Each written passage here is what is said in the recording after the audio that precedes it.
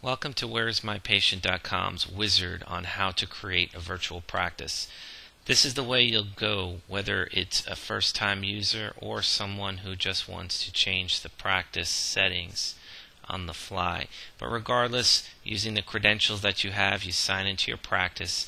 If you are making changes to your current practice, there'll be information here. If not, it will just be a blank screen with this toolbar at the top. What you want to do, regardless for both situations, is hit the Settings tab. Once you hit the Settings tab, that will bring you to a screen, a login screen, and you use those same credentials to get right in to bring you into the Wizard. You see an admin menu right here, and we've got the different choices.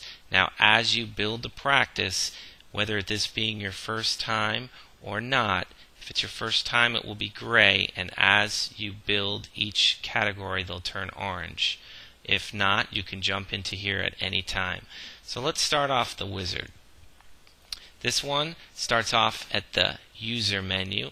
This shows the amount of users that you can do. And just to give you an idea, there are a lot of little information icons that you can just move the mouse over, and they'll give you little tips and tricks on what we're actually talking about. But this is where your add a new user or anything else will appear on each screen. It's very simple. You just do the steps if you want to delete or edit. The biggest thing here is you have two different types of users. You have an administrator user as well as an app user.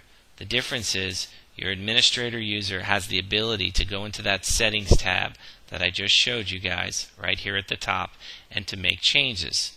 Now obviously, if you are the owner of the practice, you don't want all of your nurses making the changes. So if you're going to create separate users, you can just click on the app, and now they do not have the ability to make the changes. And all you do is hit submit. And by hitting the next step, you get into the different descriptions. For the descriptions, again, the descriptions, those are the ones for these little drop downs. You can see the descriptions can be the people's names or different items that are done in the practice. So you'll get a good idea. You could see right here for this providers row, it was just created Nurse MA Tracker. This Nurse MA Tracker by default comes on every practice. You can use it if you choose, or if you don't, it's okay. But this is how you can put down the different names to track your nurses. And once you do it, again, you just create the name. It's very simple. And if you want to change the order, you just drag and drop. And again, these little info things have little tips and tricks on how to do it. And when I say drag and drop, that will talk about the order that these are in. So it's very simple. So hitting the next step, we've got different chimes. And again, there's little tips and tricks, and you can hear the preview of what each chime is. It's just by putting in a name, and the chime and the little bell is the preview. And just to give you guys an idea of where this will pop up, this pops up here at the top. Whatever title that you give it, that's what the chime is. You can use it for chart up, review reports. There's some people that use it for if a drug rep is in the office and he needs a signature. So there's all different types of uses for it. There is no wrong way to use it. Whatever fits your practice is the way you should do it. And these are timer intervals. This just kind of gives you an idea. You can see the times that are here. There's some white times, there's some orange times, and eventually there'll be some red times. And this just is the time with the increments that they turn orange. So for instance, at 15 minutes, your setting right here is to turn orange, and at 30 minutes it turns red. It's just a way of flagging everybody of who's been in the waiting room and for how long. And you have the ability to change the times to whatever you choose.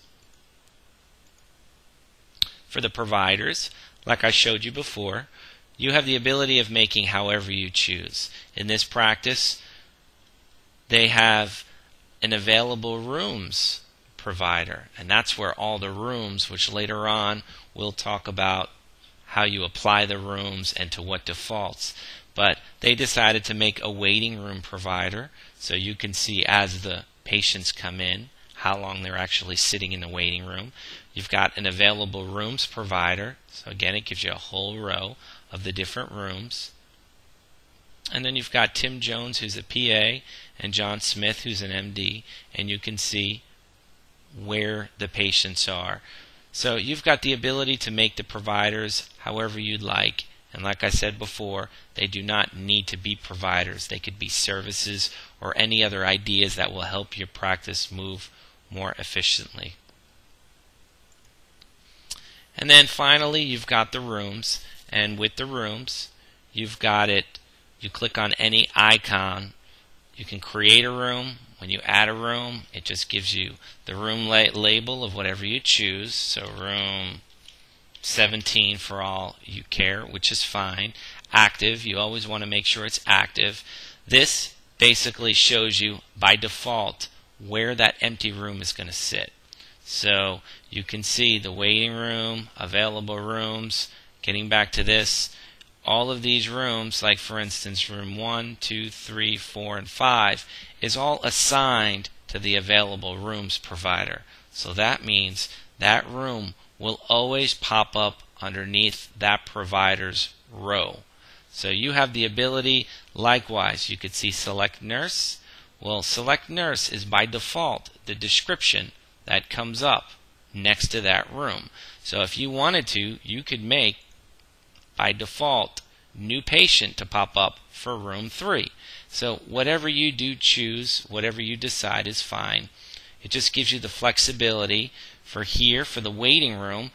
Obviously they wanted to make patient ID as default, but you don't have to do that. You can make it whatever you choose. It's very flexible. And when you're done, as you make the changes, just to give you an idea, what will happen is a little button here that will pop up called Update App with Changes. So your application, based upon all the changes that you do, especially if you already have a practice and you're looking to make changes, will not be updated till later on in the day. But if you do decide to update it immediately, what will happen is a little message, and it's going to say, are you sure you want to update the app with the changes? This will reset all the rooms. Don't worry, it's not going to wipe out what you did. The only reason why this message comes up is, imagine a practice that is running live and you've got the rooms filled. When you click that button, it's going to shut all the doors and reset everything. So if you do this during operating hours, you're going to have a problem. Everybody's going to see chaos because there's no order. So I'll give you an example. You go ahead and you hit OK. This little message will come up that says OK. And if you look, everything has been reset. This was the Wizard. Again, if you have any other questions, feel free to go to our website. We've got some more tips and tricks. Also, make sure you hit those little question marks like we said. If you have any questions, you can always hover over different things and they'll give you a better idea to help you and aid you with the process of creating a practice or making changes. Likewise, any problems or questions, do not worry. Give us a call, 1-800-346-7010.